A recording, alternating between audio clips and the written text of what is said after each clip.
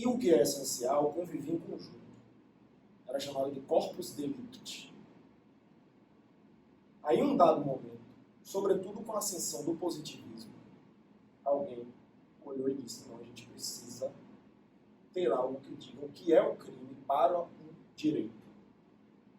Por isso que existe um conceito sociológico, criminológico, um conceito que é chamado analítico ou estratificado, que é o conceito que se predispõe a ser o conceito jurídico.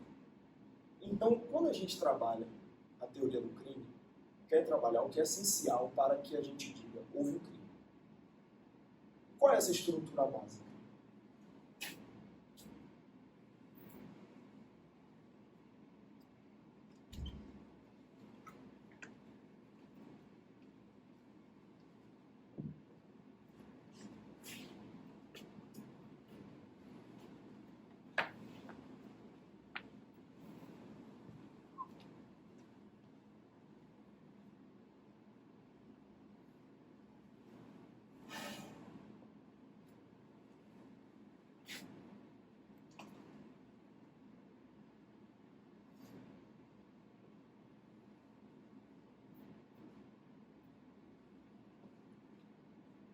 Bom, quando tudo começa, qual é a ideia dos teóricos? Vamos separar os aspectos objetivos da teoria do crime de um lado e os aspectos subjetivos do outro. Eu até falei um pouco disso ontem. É por isso que você tem, inicialmente, o quê?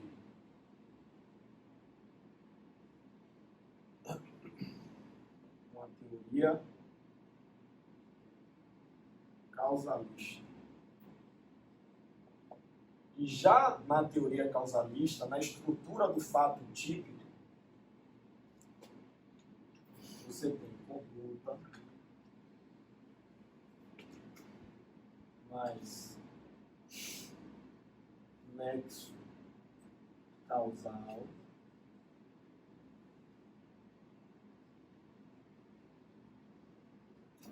mais resultado. A ilicitude já é analisada exatamente à luz de elementos que apontam que um fato é efetivamente contrário ao direito após constatar-se que ele é um fato típico.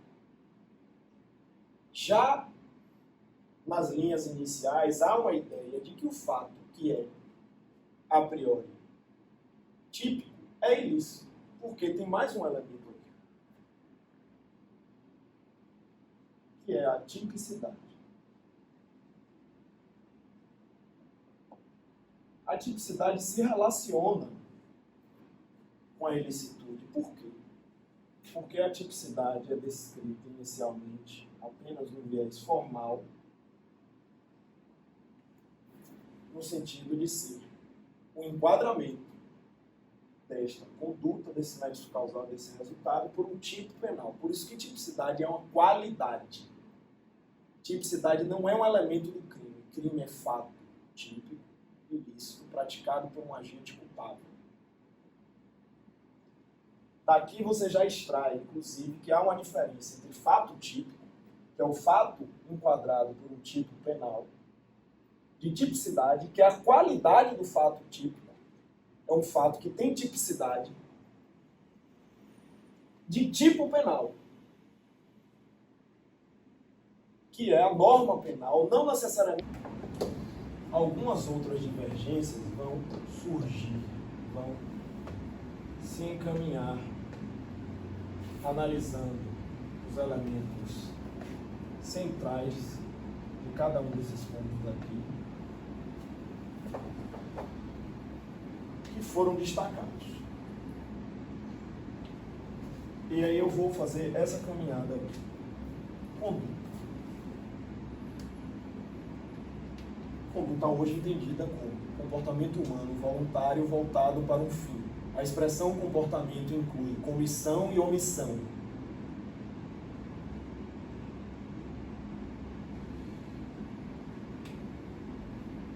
No campo do dolo, nós vamos ter algumas teorias para explicar o que é que convém lembrar.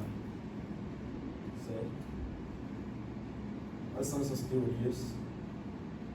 Se nós lembrarmos as espécies de dolo, lembramos as teorias. Primeiro, teoria da vontade. O sujeito quer atingir o resultado. Dolo direto de primeiro grau. Com isso, você já mata aí 2 elementozinhos que podem estar na prova oral. Então, teoria da vontade. O sujeito quer alcançar o resultado. No dolo direto de segundo grau, da ação decorre necessariamente o resultado. O que é que a doutrina, na verdade, considera que há aí? Se o resultado é necessário, logicamente o sujeito quis também. Então, ele se insere também na teoria da vontade, embora a partir de um raciocínio lógico. Aí você tem a teoria da representação. Se o sujeito entende que há o risco de ocorrer o resultado, para essa teoria ele tem dolo. Não é uma teoria adotada no Brasil, porque ela implicaria a ruptura total entre dolo e culpa consciente. Melhor, o dolo eventual e a culpa consciente. Por fim, teoria do assentimento ou do consentimento. O sujeito admite a ocorrência do resultado e, como simplificação, não está nem aí para o que vai acontecer. Você chega na prova oral, você não vai falar, o sujeito não está nem aí. Você vai usar a fórmula clássica, que é: haja o que houver, aconteça o que acontecer, vou agir. Fórmula de Frank. Ou o conceito técnico geral, dela eventual, existe quando o sujeito assume o risco de vir a acontecer o resultado. Mas podem me perguntar na sequência a diferença, então, entre dolo eventual e culpa consciente. Pois bem,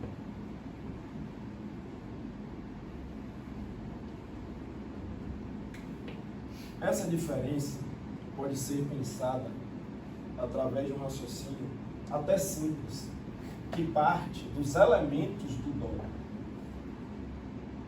Na verdade, dos elementos que integram o elemento subjetivo do tipo. O que são esses elementos? Consciência e vontade.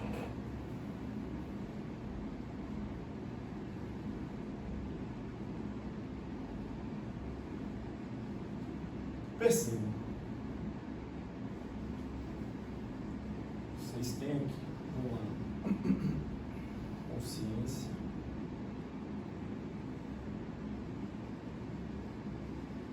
do outro, vontade. No dolo direto de primeiro grau, o sujeito sabe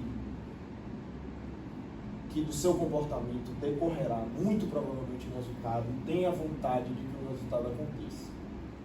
Então, consciência. Quando eu me refiro a saber, não é que se afaste a possibilidade de uma tentativa, por exemplo. Mas quando você dá 5 tiros na pessoa, a sua representação do resultado é forte. Eu simplifico isso com a palavra, ele sabe que vai acontecer. Certo? Se não acontecer, é porque uma eventualidade adveio.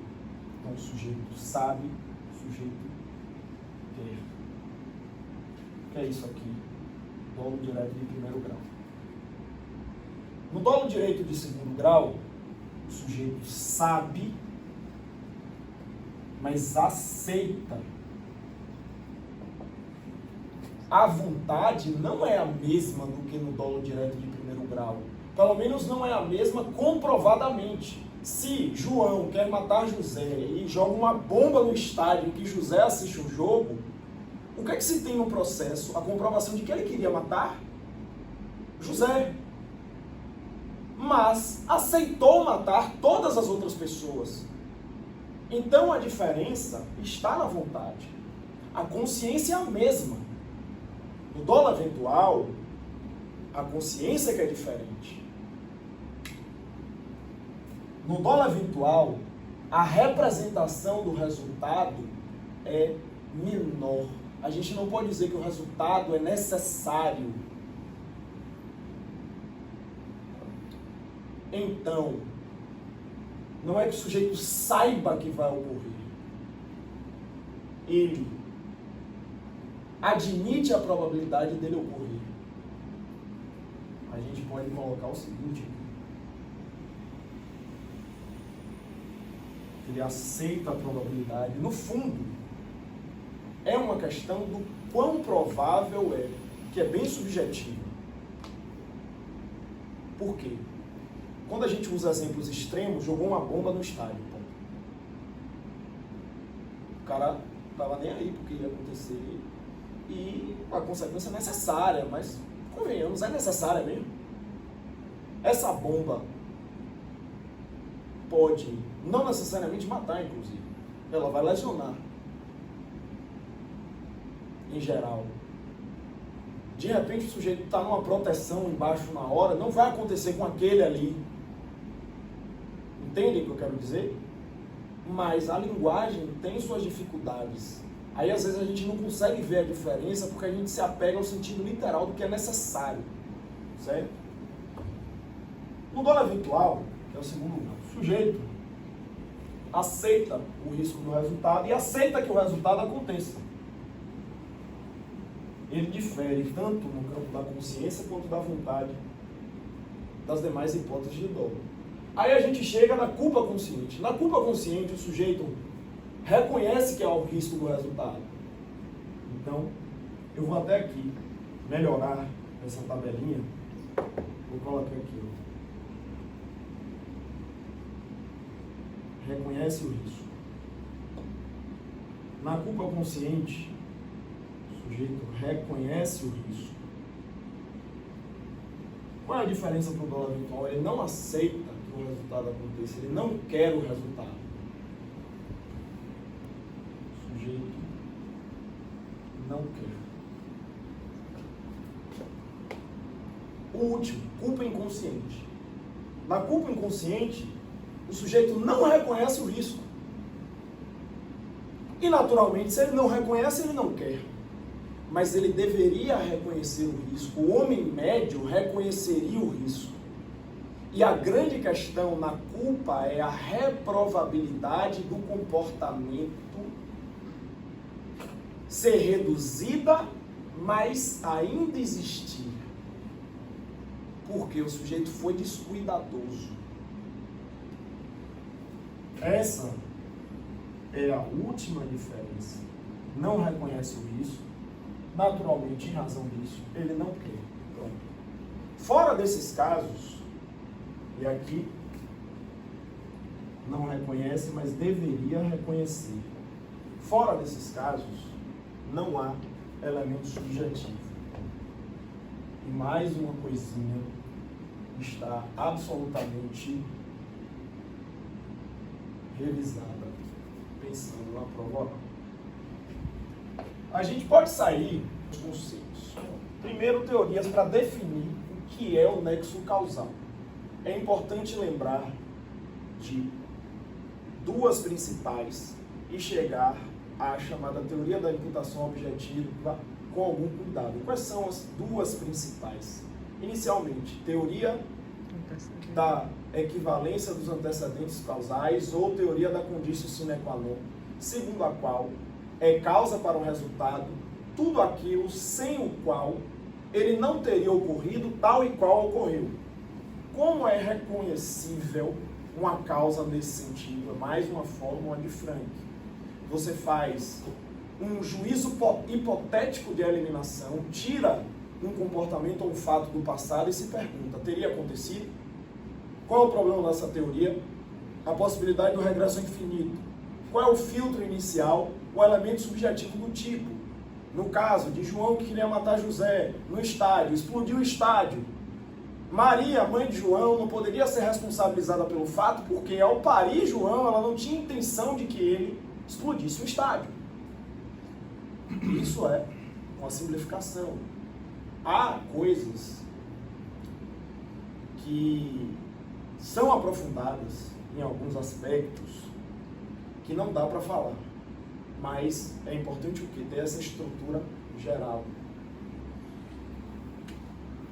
Então, além disso, você tem a teoria da causalidade adequada ou causalidade direta, segundo a qual é necessário examinar, no caso concreto, aquilo que é causa imediata para o resultado. Mas como assim? Em abstrato é difícil entender isso. Mas, no final, o que a doutrina quer dizer é o juiz tem que avaliar com razoabilidade o que é causa e o que não é causa. Expressamente, o Código Penal adota a teoria da conditio sine qua non. Bom, existe a chamada teoria da imputação objetiva. A teoria, na verdade, existem várias teorias da imputação objetiva.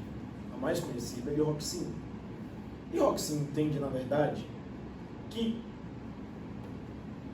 o finalismo em todas aquelas teses anteriores precisam ser superados porque eles se preocupam muito com o fato natural. O crime enquanto aquela ocorrência ali sangrenta, digamos, quando, na verdade, o direito tem de se preocupar com sua própria estruturação para atender às funções a que ele se propõe. Funcionalismo. Então, a ideia da imputação objetiva é para que não sejam feitas indagações exatamente sobre a relação entre a conduta e o resultado, mas indagações sobre o grau de adesão do sujeito à violação ao bem jurídico. Por quê? Se a função do direito penal é proteger bens jurídicos penais, quais são os comportamentos que interessam àqueles que criam e incrementam o risco ao bem jurídico? Por isso que ele vem com aquelas ideias de criação e incremento e vai depurando diminuição do risco. Alguém que age, na verdade, para diminuir o risco não deve ser punido. Por quê? Porque, na verdade, ele está atendendo à função do direito penal. Na obra de Roxin, quem é que cria o risco? Alguém que simplesmente empreende um comportamento que é capaz de gerar lesão ao bem jurídico penal, independente de lesionar. Quem é que incrementa? A expressão incremento se refere a comportamentos regulamentados, é quem descumpre um regulamento. Quem diminui o risco é quem age para proteger o bem jurídico penal, embora o lesionando. Então, João atira uma pedra em José. Davi, para impedir que essa pedra atinja a cabeça, desvia a pedra. E a pedra bate no peito, machuca. Se nós fizermos um juízo hipotético de alienação, o comportamento de Davi é conditio sine qua non do resultado lesão no peito? É. Mas ele não será punido. Por quê? O seu comportamento visava a proteger o bem jurídico penal, e aí você faz uma referência à função do direito penal. Certo? Sobre o âmbito de proteção da norma, essa construção é no sentido de que a norma não lhe obriga a evitar o resultado de um risco causado por outrem. Qual é o exemplo que Roxin usa? 3 bicicletas. Nenhuma com a luz acesa, embora seja obrigatório. A do meio bate no da frente. O sujeito que estava atrás pode ser responsabilizado? Veja, se ele acendesse a luz, o resultado não aconteceria porque todos os 3 conseguiriam ver com a luz dele. E Roxin diz, esse terceiro não pode ser responsabilizado porque o âmbito de proteção da norma não inclui a evitação de um resultado provocado por terceiro. Pronto. Vocês já entendem basicamente o que é imputação objetiva. Avançar mais do que isso envolveria uma aula ou 12 horas de imputação objetiva. Creio que com isso vocês tenham elementos excelentes sobre a questão do nexo causal. Resultado. No campo do resultado, há poucas questões teóricas que são mais relevantes. O que é que a gente tem que lembrar no campo do resultado? Existem crimes materiais e formais, creio que isso todo mundo se lembra. Materiais, resultado naturalístico. Formais, resultado formal. Crime de mera conduta.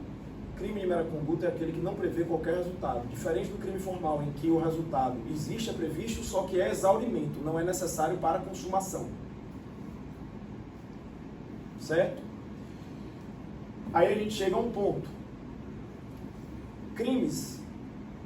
Há crimes que admitem tentativa. São os crimes plurissubsistentes. É possível que um crime formal admita tentativa, mesmo ele sendo praticado só com uma conduta.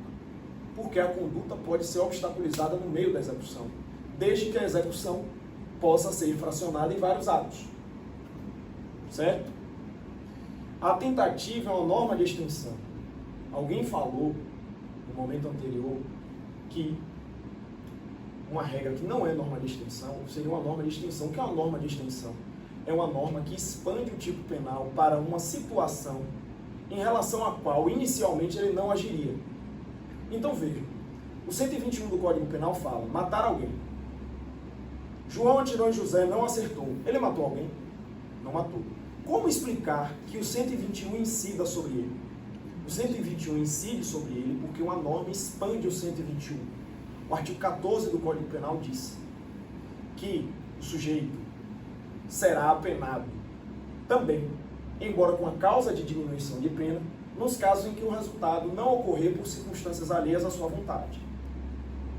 Por isso, a tentativa é uma norma de extensão. Existem outras normas de extensão. Quando o Código Penal trata da omissão imprópria, há uma norma de extensão. Certo? Por quê? A rigor, a omissão não está imbuída no verbo matar alguém. Quando o tipo é omissão de socorro, você não precisa de norma de extensão. Mas quando o tipo é matar alguém, como explicar que um agente público que passa na hora, um agente de segurança pública que passa na hora, seja apenado porque João matou José? Só porque ele não interviu, isso acontece porque, como garantidor, ele precisa agir. Norma de extensão. Entenderam? Conceito de norma de extensão. O que é a tentativa? A gente chega à tipicidade. Eu já falei da tipicidade formal. A ideia de tipicidade material é ligada à teoria do bem jurídico penal e ganha muita força com a teoria de Roxin. Por quê? O que é que ele constrói? A função do direito penal, princípio, é o quê? Proteger bens jurídicos penais. E aí ele vai construir toda uma teoria do direito penal calcada nessa ideia. Aí você tem tipicidade material. É a violação do bem jurídico penal. Da ideia de existência de uma tipicidade material, é possível extrair o princípio da insignificância ou o princípio da bagatela própria, de acordo com a nomenclatura de Luiz Flávio Gomes. E aí vocês já podem lembrar mais uma coisinha. Bagatela imprópria não está inserida aí. A bagatela imprópria se insere no campo das funções das penas. Por quê? Quando o Roxin diz a função é proteger bem jurídico penal, a pena só faz sentido se ela é orientada à proteção de bens jurídicos penais. E aí ele constrói a teoria dialética unificadora das penas. Se há uma situação em que não é necessário punir o sujeito em concreto, você aplica a bagatela imprópria, mesmo que o fato seja significativo. A tipicidade, aí a gente já viu, seria a tipicidade material.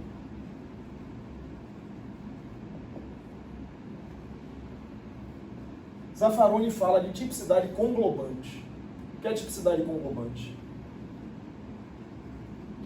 Ele diz que o direito precisa ser interpretado sistematicamente. Não pode ser, e aí essa é uma expressão de Eros Grau, interpretada em tiras.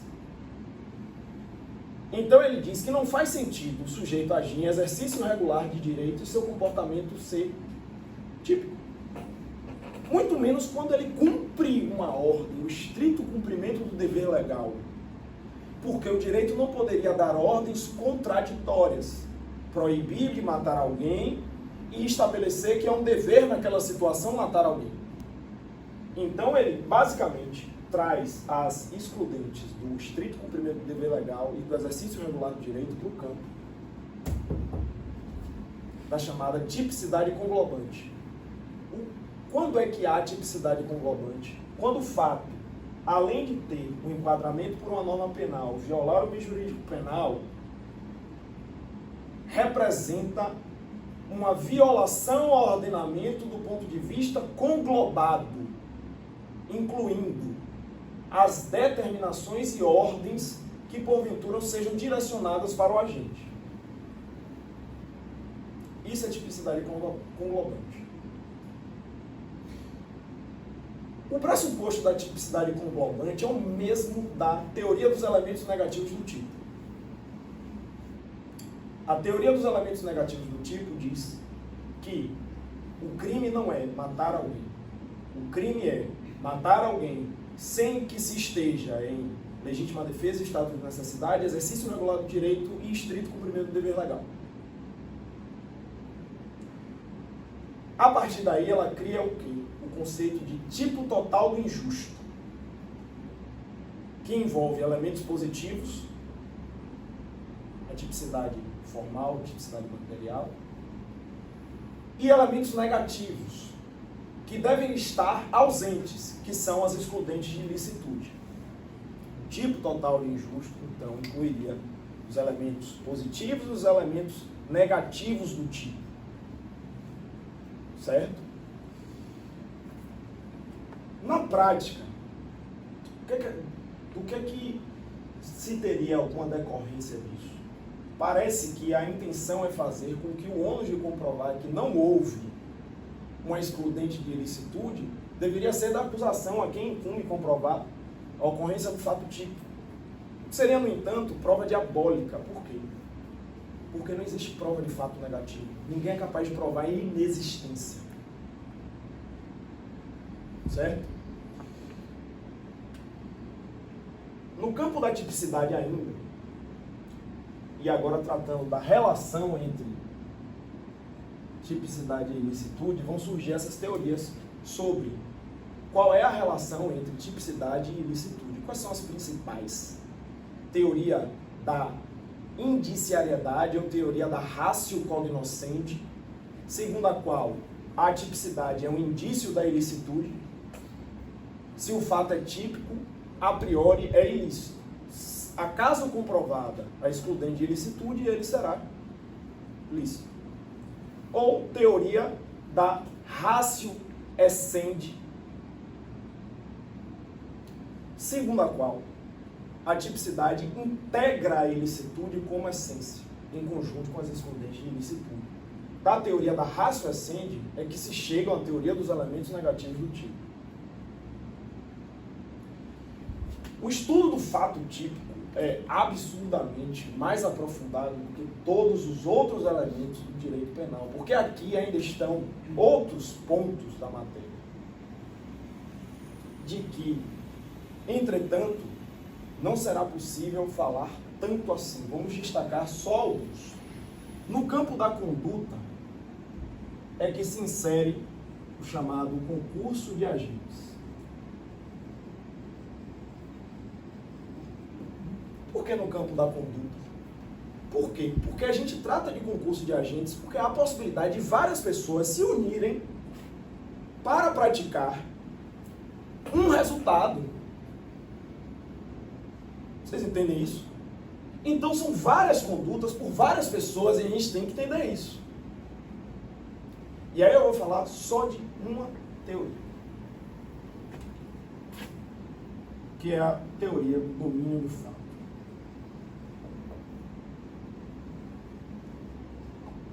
Estou perpassando especificamente elementos que caíram nas questões de hoje e nos quais eu senti algumas fragilidades. Domínio do fato. O que é que diz no final a teoria do domínio do fato? A teoria do domínio do fato, efetivamente, tenta esclarecer quem é autor e quem é partícipe. Existem algumas teorias sobre isso. Quais são as que eu destaco, que vocês têm que saber obrigatoriamente? O interessante é saber ali, naquele grupinho. Não são tantas, mas a teoria restritiva objetiva é necessária. Segundo a qual é autor quem pratica o verbo núcleo do tipo. Se vocês pensarem que gravando a restritiva objetiva, vocês já sabem que tem uma teoria subjetiva. É o sujeito que quer ser autor. Você junta com a teoria do domínio do fato, pronto, tem 3. Certo? A teoria restritiva objetiva gera um problema, que é o seguinte. Muitas vezes o sujeito tem uma atuação preponderante no crime, mas não realiza o verbo não produtivo. Zaffaroni, por exemplo, faz uma crítica. Há uma situação em que o mandante vai ser partícipe e o executor autor. Quem defende a teoria restritiva diz que não há problema, inclusive, no fato de um mandante sofrer uma pena, o mandante, que seria partícipe, sofrer uma pena maior do que a do executor, que seria autor. Mas há quem diga que isso gera, na verdade, um problema de coerência. Enfim, domínio do fato. No domínio do fato, você tem o domínio funcional do fato.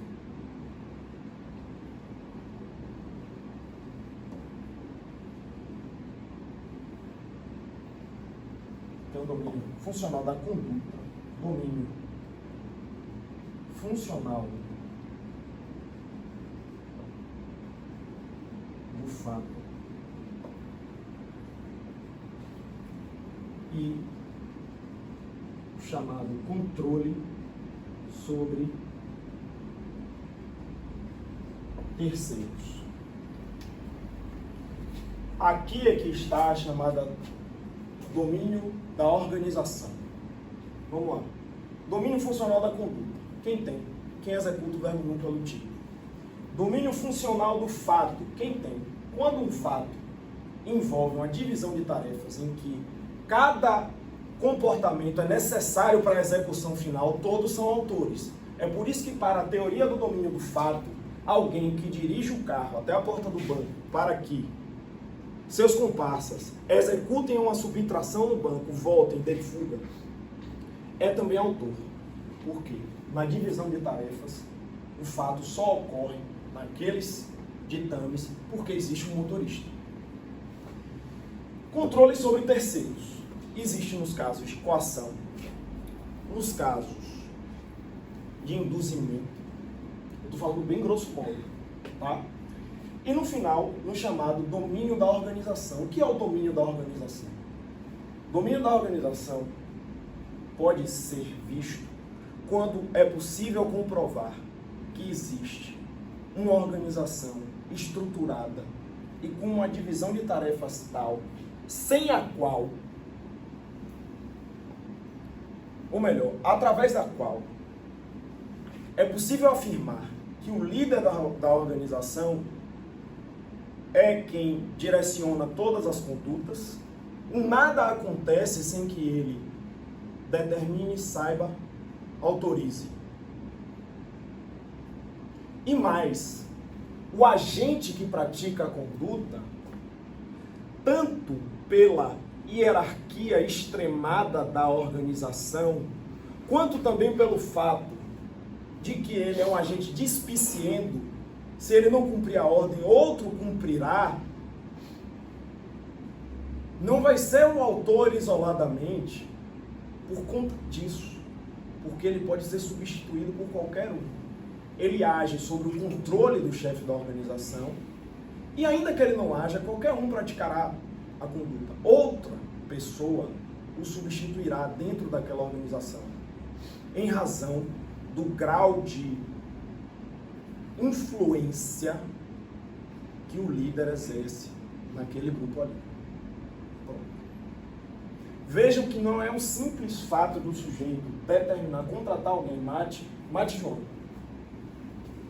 que o torna autor, por conta do domínio da organização.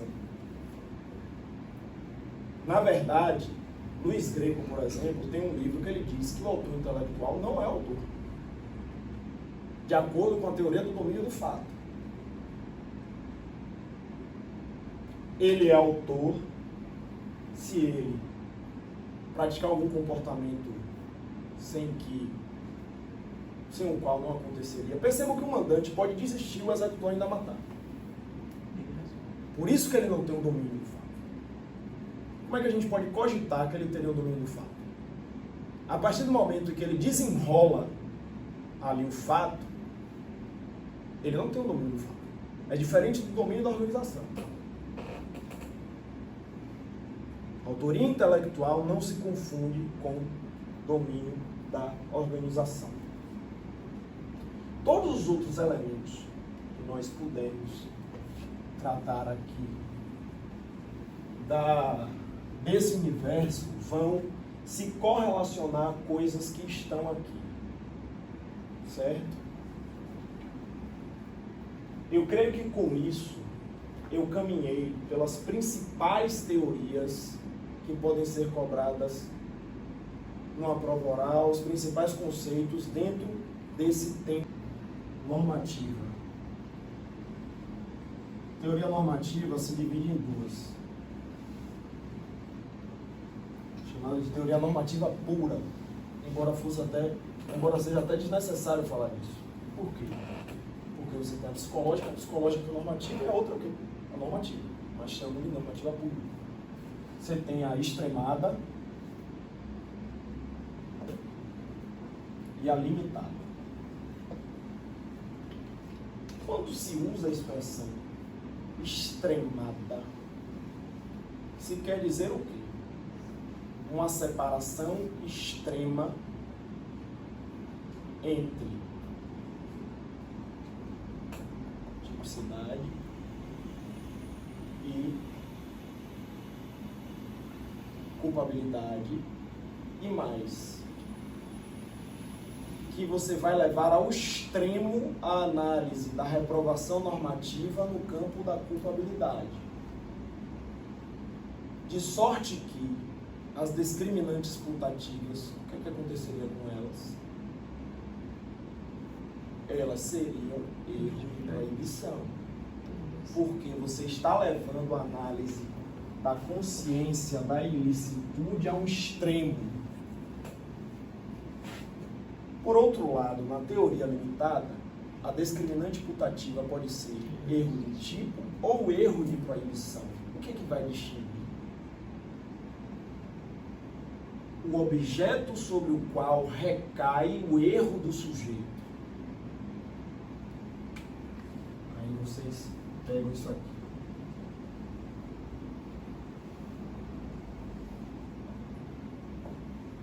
Bom, o que é a discriminante putativa?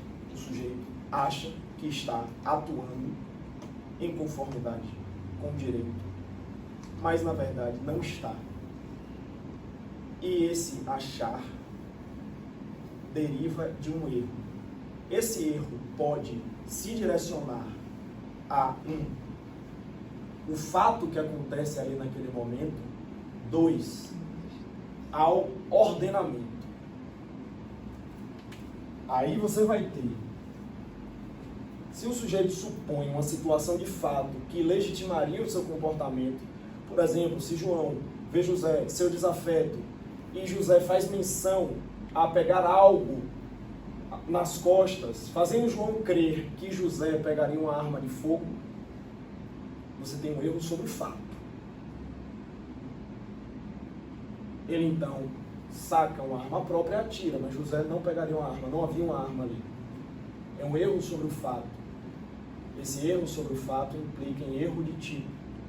Erro de tipo exclui o dolo quando é inevitável ou excusável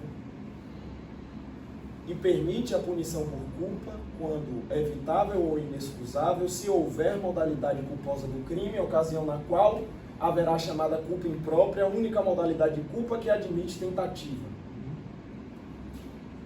Por outro lado,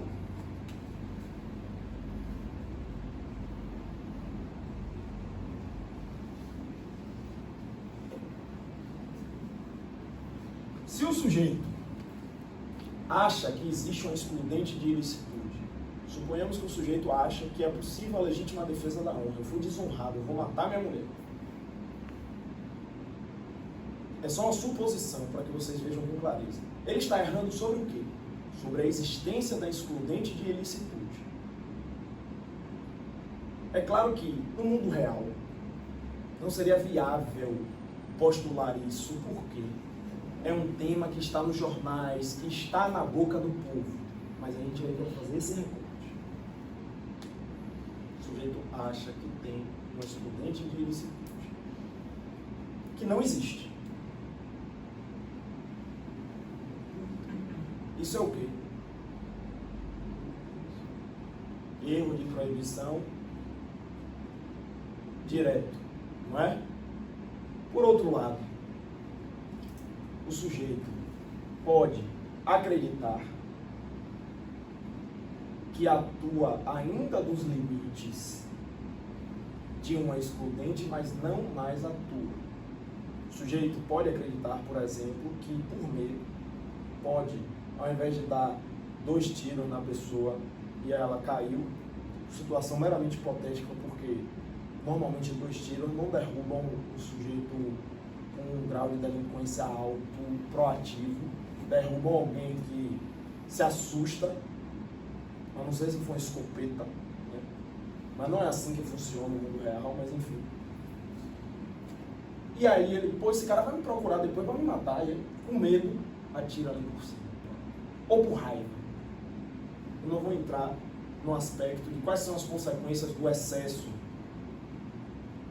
estênico ou astênico, por medo ou por raiva, enfim. O meu ponto é, o que é que acontece quando o sujeito erra em relação ao limite, é o chamado erro de proibição indireto? Ele acha que a justificante vai até um limite que, na verdade, ela não alcança. Pronto. Aí, vocês têm um quadro geral de todas as teoriazinhas de penal, pelo menos as principais,